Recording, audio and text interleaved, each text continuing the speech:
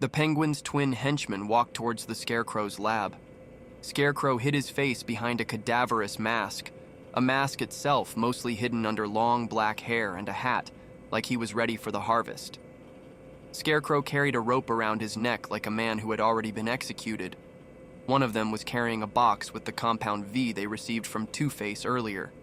His men stood outside. Their outfits were primarily brown, as they all wore masks that looked like those worn by plague doctors with gas mask filters on them. Behind them stood their boss. "Do you have the formula?" Scarecrow asked, his voice having a noticeable whispery rasp to it. "It's in the box."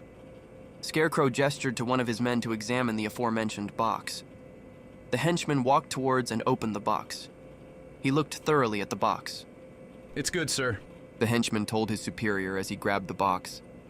"There's something Mr. Cobblepot wanted to let you know." "What is that?"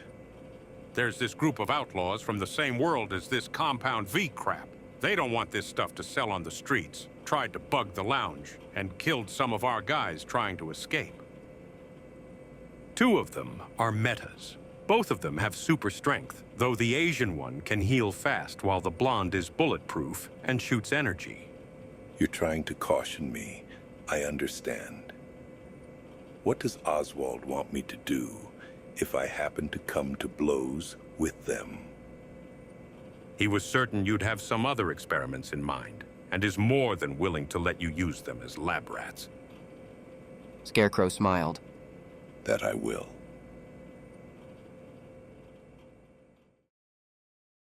Homelander looked at the screen as he kept changing the memes about him and Superman, with just the click of a button, his fury starting to boil over with each new image. His interview with Clark Kent did not go as well as planned. Many of the people on Earth-1 seemed rather unconvinced. At best, they viewed him as incompetent for stuff such as herogasm going on under his nose. Others piled on him for coming across as a nationalistic narcissist. He was reminded of when Stormfront first joined the Seven, but this was worse. The masses were starting to love Superman over him. The very thought of that caused Homelander to crush the clicker, causing it to stop on a meme titled "The Virgin Lander versus the Super Chad," depicting a cartoonishly scrawny Homelander sulking in front of the muscular Superman striding behind him.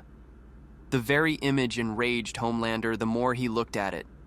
His eyes started to glow red as he prepared to destroy the screen, until he heard a voice enter the room. "Relax. I've started a campaign against them. Unofficially, of course. Even if they suspect us, we can always do a little public speech decrying them to save face." Homelander ignored her, his anger preventing him from speaking to her. "Look, our people will support you no matter what." Stormfront said as she hugged him from behind. "So will I." Homelander's anger started to diminish, her embrace and words working wonders, until he heard her phone ring. "Oh, Logan, what a surprise. How is it going?" "My meme queen," she told him, distancing herself from the phone before putting it back to her ear. Stormfront's smile soon turned to one of confusion, catching Homelander's concern. "What? What do you mean you quit?" Homelander began to listen in on what Logan was saying. "I'm sorry I can't do this anymore. I've been getting ripped apart. All we've been getting are comments from people defending him." "Well, then counter-argue them." "We can't. All the stuff he has done in his world is starting to spread onto the internet. Like there's this spammer named Bibbo from his world. He's been posting stuff of the guy doing shit like talking people out of suicide and saving their world from aliens and all kinds of shit." "So are you starting to take his side?" Stormfront accused him. There was a brief moment of silence on his end, until he spoke up. "Yes." "What do you mean?" "You've been making us post all this bullshit about soup terrorists. Well, now there are superpowered beings on another Earth helping us, and the ones attacking aren't from here." "Look, I get it. You're under a lot of stress. How about I let you take a 2-week sabbatical? I get it. Your mental health is at risk, and I'm willing to forget this talk ever happened," she said with only the slightest bit of restraint of her fury, slipping during the last couple words of that sentence. "No deal, you can take my internship and shove it," Logan boldly declared. Oh, by the way, I'm not the only one. Sarah told me she is quitting, and so is Brian. What? Stormfront meekly asked. They're quitting too. One last thing. If you're going to give people gift cards, try someplace that isn't fucking Arby's. Logan said before hanging up. Stormfront turned around and looked at Homelander. The look on his face caused her to actually shudder. Angry was an understatement at the moment. I know this is bad, but She tried to defend herself before he tried to monitor with his laser vision. This is your fault! how is this my fault? Stormfront tried to defend herself, digging back some of her courage. You mean to tell me that your team can't handle the supporters of a guy who wears his fucking underwear on the outside? Homelander nearly yelled. Before Stormfront could respond, the door opened up. It was Ashley. Is something the matter? How many points am I down? Homelander asked her, his eyes glowing red, causing Ashley to pause. Her heart began to race too, Homelander noticed. What? She nearly stammered. Homelander ripped out a chair from the ground, causing Ashley to fumble onto the ground in fear. 7. She told him, sounding as though she was about to cry. What? Homelander asked, completely shocked. His eyes were now back to normal. You're both down by 7 points. Don't hurt me! She pleaded. Stormfront and Homelander paused upon hearing that, as though the entire world stopped. What? Homelander asked, his rage diminished, now being replaced by one of utter confusion. His chest started to poke out as he fought any tears that started to form. 7 points. Ashley said as tears rolled from her eyes. Homelander tried to work up the nerve of regaining his former anger until he collapsed on a nearby chair. He was practically back where he was after that incident in Africa. He could feel the pain in his chest as his eyes started to sting. Tears started to well in his eyes. Hey, listen to me. Stormfront said as she put an arm around him. It's the Justice League. They're doing this to us. This is our people. This is our world. They're invaders polluting our culture against us. This is not their place. It's mine and yours. It's them who you should be mad at. At that, Homelander stopped crying. You're right. He said as he kissed her. What can I do? Beat them at their own game. Show them what being a true superhero means. Besides, we still have Ryan. Homelander heard her heartbeat falter and looked at her intensely. She gave in. The League is corrupting him. One of the kids called Blue Hawk a racist. Like I give a shit about Blue Hawk. Stormfront looked offended. Blue Hawk could have had a future with us. Now he doesn't. If we want Ryan, let the League lock him up. He's dead fucking weight now. You don't have a problem with that, do you? Stormfront looked like she was in the midst of swallowing a bitter pill. No problem. Stormfront relented. The Scarecrow held the vial close to his eye, admiring its blue shine. Then he compared it to the red replica in his other hand, which was made not long ago. He placed the blue sample on his desk and grabbed a syringe. Once he had enough of the formula in the syringe and walked towards his lab crow. He injected it with the formula, eliciting a frantic caw. It flew around in the cage before managing to free itself by burning through the cage and escaping the building by burning a hole in the roof. He got out his phone and let the speed dial handle the rest. This is Scarecrow. It's a success. I am very glad to hear that. Your men mentioned the outlaws. I'm fully prepared to deal with them. Good. I personally hope you break them. I can assure you, Oswald, that I can say with the utmost certainty that is a guarantee. Scarecrow said, eyeing a monitor that displayed footage of the boys around his lab via a hidden security camera. This is the place. Butcher said, looking at the Scarecrow's hideout. There are no guards. He must think we're stupid. So we're still going in, right? Yes, we'll trash his lab and him too. This cunt doesn't have powers, and I don't think a psychiatrist knows how to fight. What about the fear gas he has? Try to hold your breath. They walked to the entrance and opened it. There was nothing there, just darkness. Annie used her powers to turn the lights back on. You sure this is the place? asked, surveying the room. I hope so. If not, we're giving those idiots a piece of my mind. Butcher grumbled. Just then, MM stepped on a rug and felt the floor under it clicking. With that, they heard air being shot out in the room as well as someone coughing. It was MM, as red gas from the floor was blown into his face. MM found himself back at his home. His daughter Janine was in the living room with him, waiting by the window. He ran and gave her a hug, but she had no reaction. Janine kept staring at the window and pointed out there. Daddy, Homelander is outside, she excitedly said. MM looked out, and he saw Homelander stopping some kids who were trying to forcibly open a Mercedes-Benz parked in front of his house. Janine ran upstairs. MM couldn't hold her. Mommy, it's Homelander! He heard his daughter saying those familiar words. Come look! Janine, Monique, don't come down. MM desperately yelled. The two were walking down the stairs, and MM saw Homelander take the Benz and then hurled it through their house like a freight train.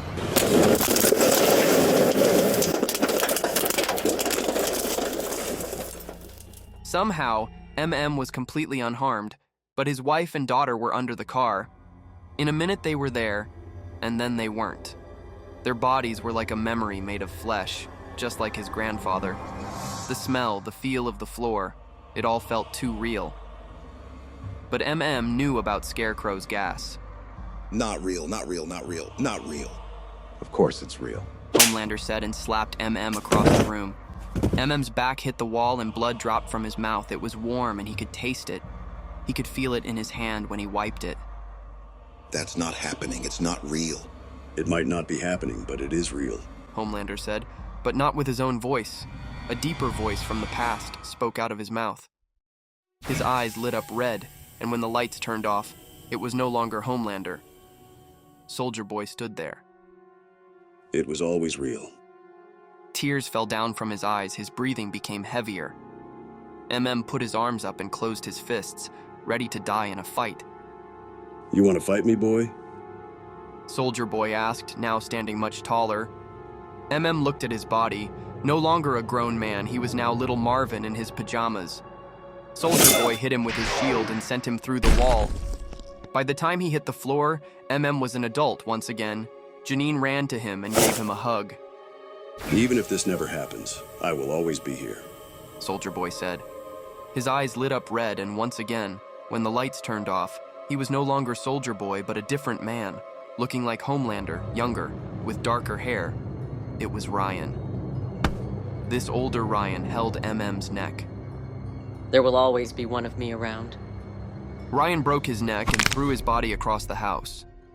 MM stood in front of his own dead body. He saw himself as an old man on the floor with a broken neck. He was no longer in his house. He recognized the CIA office. The grown-up Ryan was there with Homelander and Stormfront. The boys were all there, all older. Janine was all grown up. Butcher tried to attack Homelander with his crowbar, but his body was immediately cut in half by his laser. Frenchie was killed by one of Stormfront's lightning, leading to Kimiko attacking her. Homelander pulled Kimiko off of Stormfront and held her arms while Stormfront held her legs. This gave Ryan the chance he needed, and he ripped off Kimiko's head along her spinal cord. Annie absorbed electricity and got ready for a blast. Hughie was behind her, but before she could attack, Ryan lifted her hands off and laterally cut Hughie's head, whose brain fell on the floor with his body. No! Annie started screaming and stopped when Homelander put his arm through her chest. MM could see this adult Janine crying in the corner with her eyes closed as the three slowly walked towards her. Stay away from her. MM shouted and tried to tackle them. He passed through them like he was a ghost. Ryan stood in front of Janine, who was still crying. Homelander and Stormfront had their hands on Ryan's shoulders. All yours, son. Make us proud. MM tried to punch Ryan, but his fist did nothing. He saw the bright red light from his eyes, and then Janine was cut to pieces. MM had his back against the wall and watched with tears in his eyes. Homelander and Stormfront congratulate Ryan. He yelled and ran to throw another punch. This time, he felt it hitting Ryan's face and broke his own hand. Stepping back, his body hit someone, Soldier Boy, who kicked MM to the ground. You really think you're doing something? You're not doing shit. You can't do shit. That's the fucking world you live in. It's how it was in the past. Soldier Boy threw the body of MM's father at him. It's what it is now. Homelander said and threw Monique and Janine's body at MM. How it will always be. Ryan said, and threw the body of an adult Janine and an old MM at his younger self. Homelander, Soldier Boy, and Ryan all brutally beat MM to a bloody pulp, his jaw, arms, and legs all broken while the three kept beating him. The final blow, Soldier Boy's shield, launched MM onto a pile of bodies. Monique, Janine, his father, grandfather, Mallory, Reynolds, Butcher, Frenchie, Kimiko, Hughie, Annie, and many, many others were there while MM's body sank deeper into the pile.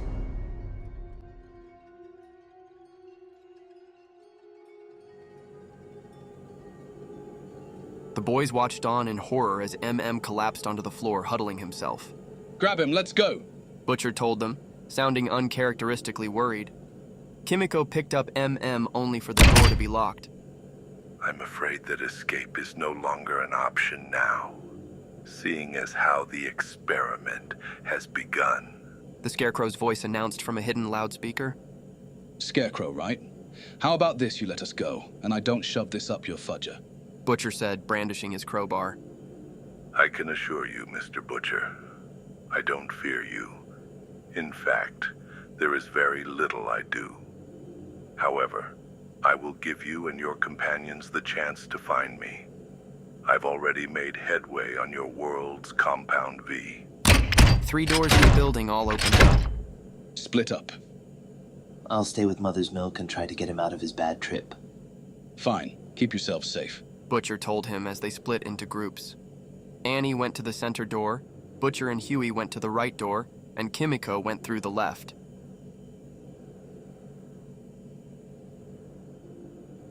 Annie managed to reach the Scarecrow. 2 of his men were protecting him and began to shoot her. They were only handguns, so the bullets did no damage. She fired 2 energy blasts that knocked them off their feet. Scarecrow, on the other hand, seemed unperplexed. He did not seem afraid. You're done, she told him. In the past, she would have given him some sort of speech that she practiced as a child. You have no idea who you are up against, child. She grabbed him by the collar and held him against the wall when Crane put his palm in front of her face. A gas came out from a device under his sleeve. Upon breathing the gas, she coughed out. Starlight dropped Scarecrow as she fell down onto the floor. Annie hoped that maybe the Compound V in her veins would protect her. Scarecrow examined Starlight as she slowly started to get off the floor. Tell me, what do you see? Scarecrow asked as he reached the exit. Annie noted that his tone felt less like a taunt, but more along the lines of genuine curiosity. It was like he thought of her as a patient. Annie got up from the floor and looked at Scarecrow. She felt a little disoriented upon getting off the ground. Nothing. A delayed reaction. Nothing more. Scarecrow told her before leaving through the door. Starlight took after him, but upon opening the door was something she could not imagine. It was the conference room at the 7 Tower. Starlight's mouth was agape as her eyes darted around the room. Annie's heart started to race as she started to think why this was here. She heard the door opening, and she saw him walking towards her. Homelander. The expression on his face made her take a step back. He was smiling, which caused her spine to tingle even more than when he interrogated her on the elevator. Starlight, welcome back. Homelander said in a friendly manner. She tried to find the urge to speak. This isn't real. You're just an illusion from that gas. She told him, hoping that it would break the hallucination. I don't know what you're talking about. You should be pissed at me. I leaked Compound V to Butcher and Hughie. Why should I be mad at one of our own? Homelander said as he walked towards her. Annie stepped back further, and the back of her leg struck the conference table. She was trapped. I am not one of your own. She defended herself. Annie could feel the sweat starting to form.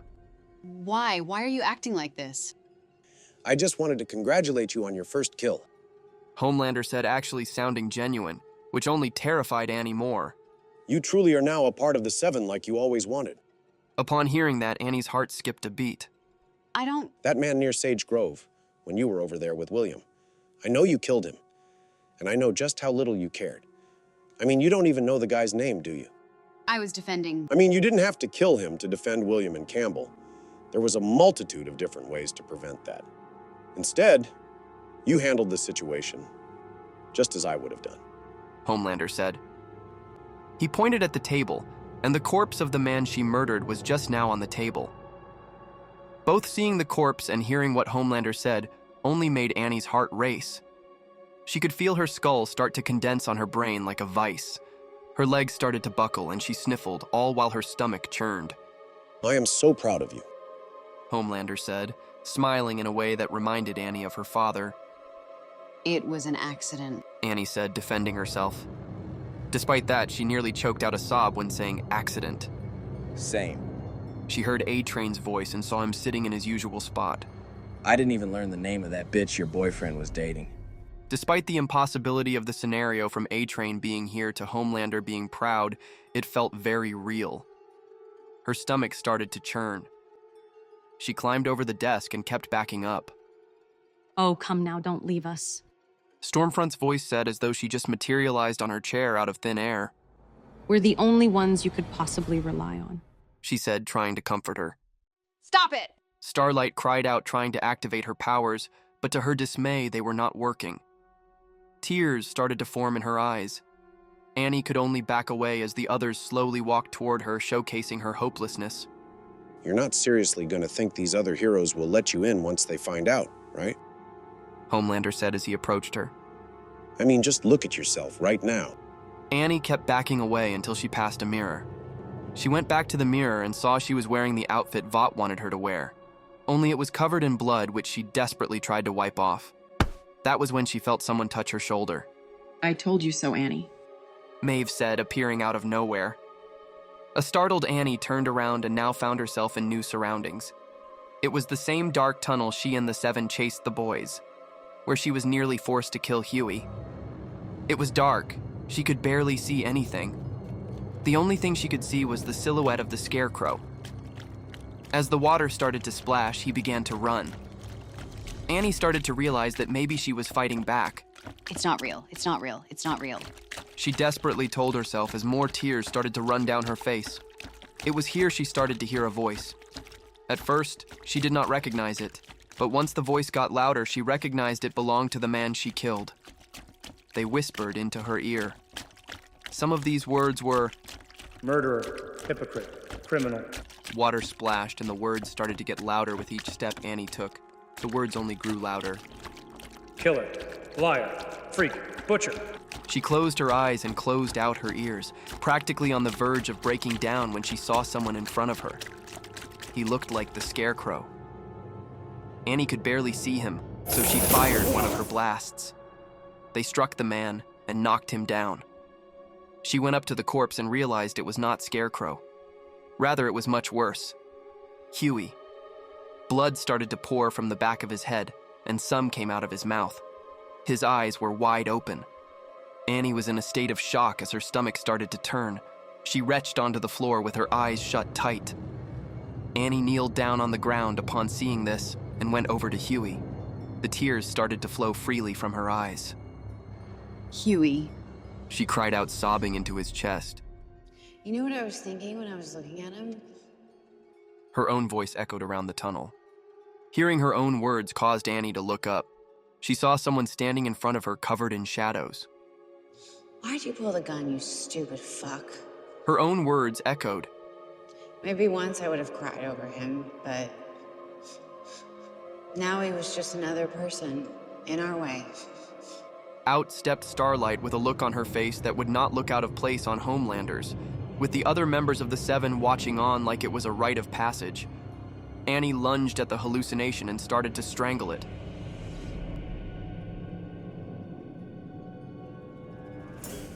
Kimiko tried to free herself from Annie's grasp as she struggled to breathe. Not long ago, she saw Annie crying on the floor and decided to help her, fearing she was gassed, only for Annie to lunge and strangle her. Annie's grip was strong as Kimiko's eyes started to blur from lack of oxygen. Kimiko maneuvered her legs underneath Annie and started to kick her. Annie was sent back to the other end of the hallway, cracking the brick wall. Kimiko's gasps for breath audibly filled the room as Annie started to get up. Annie grabbed a fire extinguisher that fell on the floor and threw it at Kimiko, nailing her in the head. Kimiko's nose broke and knocked out some of her teeth.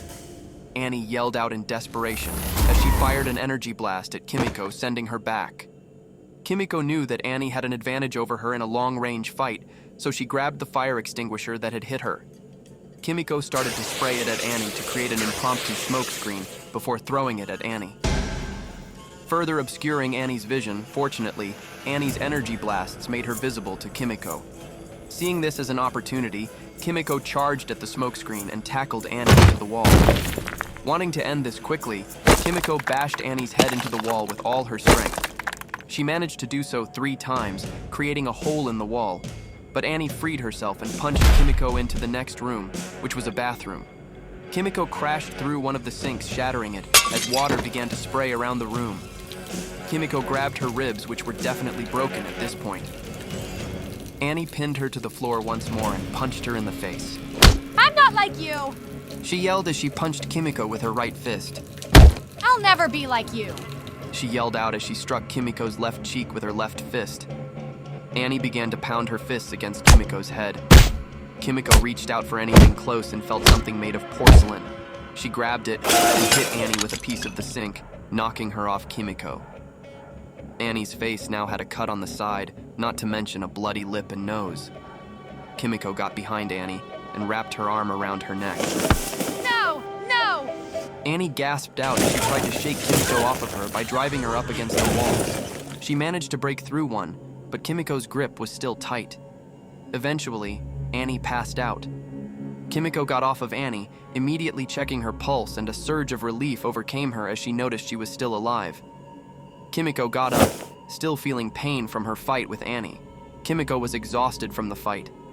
She realized that she had underestimated Annie. The fear toxin must have made her lose restraint. Kimiko limped still, feeling tired. She dragged Annie with her, knowing she should probably keep an eye on her in case the toxin wore off. As she turned the corner, Kimiko saw one of Scarecrow's men holding shotguns. He blasted her in the chest, knocking the soup to the floor.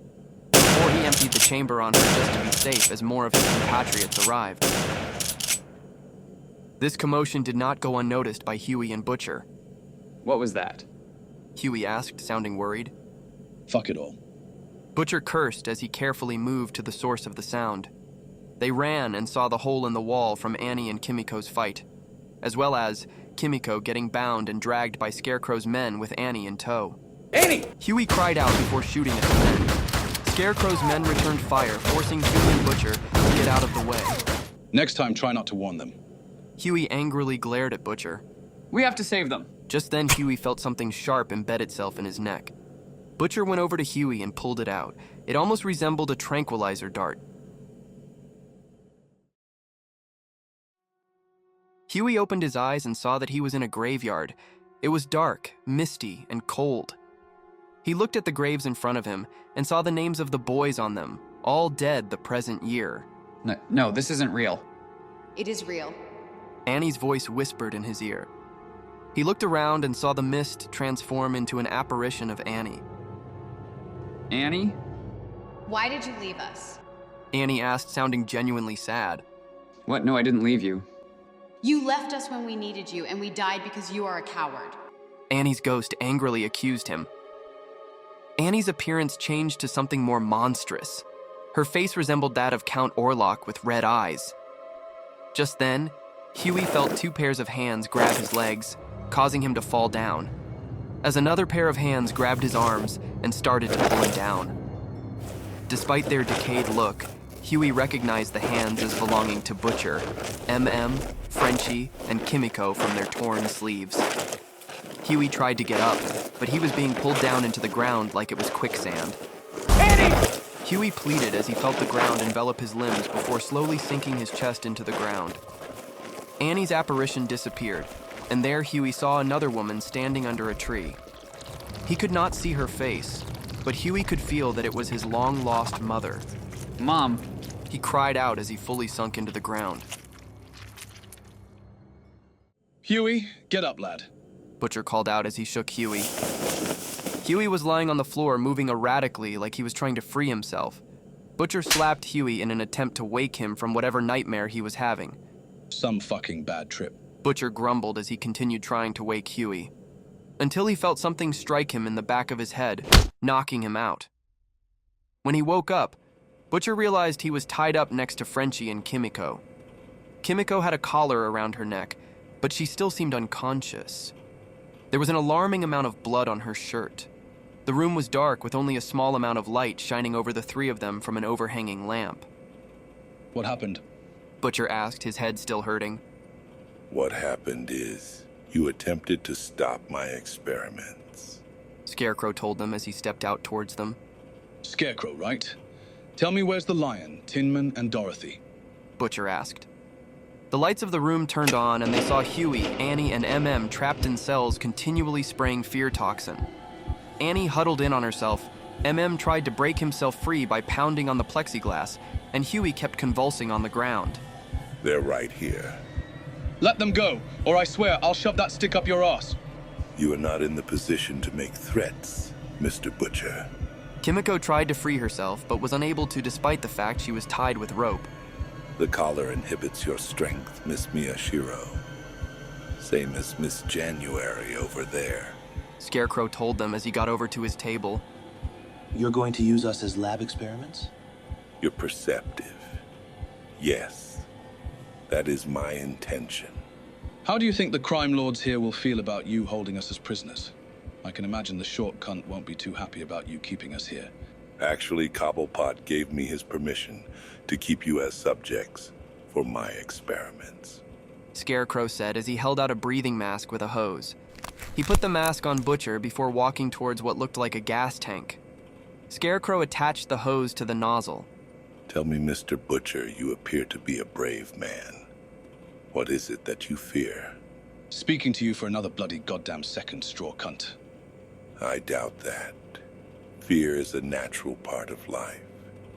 It's what drives us in every aspect of life. People go to the doctor because they fear dying. They get married out of fear of loneliness. They have children to pass on something for generations. Interesting theory. I can't see why you were kicked out of being a psychiatrist. Butcher sarcastically said, his entire body tensed as Scarecrow had his hand on the dial. Small minds are everywhere, even in the administration of higher education. Now, Mr. Butcher, prepare to face your fears. Scarecrow said as he turned the dial. Just then, something was thrown at the hose. Scarecrow angrily turned to his left and looked up, seeing Nightwing. Let them go, Crane. Unlikely boy wonder. I find it odd that Batman was willing to use such tenderfoots against the underworld of this city. Trust me, he isn't, Nightwing said before turning over to Frenchie. You really should have taken my offer, Serge. Now stay where you are. I really would like to see you try to save us on your own. I guess Batman was busy fucking about with Homelander and friends. In the same way as you and I are about to be. Yes, that's kind of accurate. Enough of this prattle. Kill him. Just then, two henchmen next to Scarecrow were strung up to the ceiling. Scarecrow looked up and saw Spoiler and Batgirl as the assailants. Batgirl swung down the rafters and kicked Scarecrow in the chest, while Spoiler stopped the flow of fear toxin in the cells. Scarecrow's men shot at them before they could cuff Scarecrow. Scarecrow moved back with a couple of his men forming a perimeter around him. However, something was knocked out of his pocket and slid over to Butcher's feet.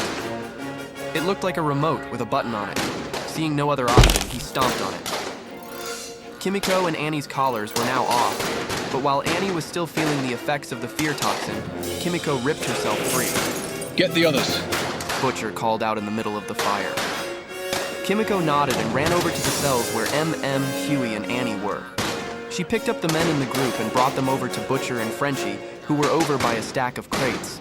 Of the two, MM seemed to be the most recovered. Are you all right?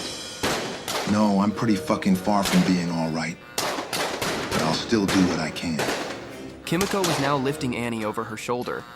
She looked over at what was happening between Scarecrow's men and the Bat family. Scarecrow's men were getting demolished by Batgirl, while it looked like Spoiler and Nightwing managed to corner Scarecrow. Reinforcements seemed to be getting close. Butcher, we need to leave. Frenchie pleaded. Agreed. Butcher agreed as he barreled through the exit with the rest in tow. It was a bitter pill to swallow, but retreating was their only option for getting out unscathed. Well, a certainly loose definition of the word unscathed.